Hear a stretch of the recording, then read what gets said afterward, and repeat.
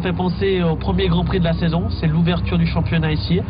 Ça me fait penser aussi au désert, c'est vraiment perdu dans le désert, et bien entendu aussi à la chaleur. Il fait toujours très très chaud ici à Bahreïn.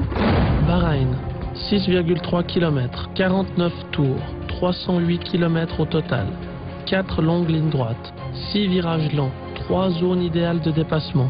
Vitesse maximale de 305 km. Nous voici à Bahreïn pour un tour de simulateur embarqué.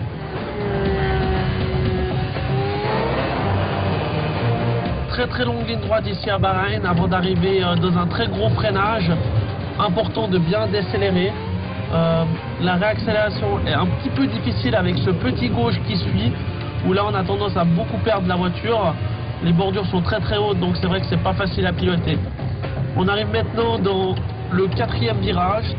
Ici, c'est une modification pour agrandir le circuit. Une partie assez lente. On a maintenant à gauche avant d'arriver dans un double droite.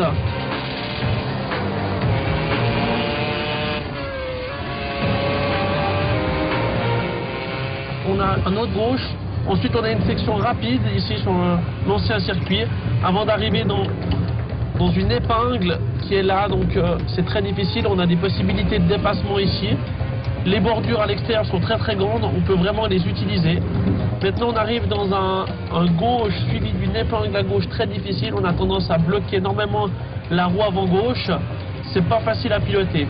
Ensuite on a une longue ligne droite suivie d'un gauche en montée. Quelque chose d'unique ici à Bahreïn. Suivi d'un droite en montée à fond avec une visibilité diminuée.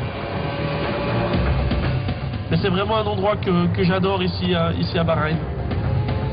Suivi d'un virage à droite assez difficile qui nous redonne sur la longue ligne droite qui précède le dernier virage. Le dernier virage est très très important parce que si on ressort bien de ce virage-là, on aura une bonne possibilité de dépassement au bout de la longue ligne droite. Donc c'est vrai que c'est un circuit nouveau, il y a plein de petites choses à savoir pour être rapide ici à Bahreïn.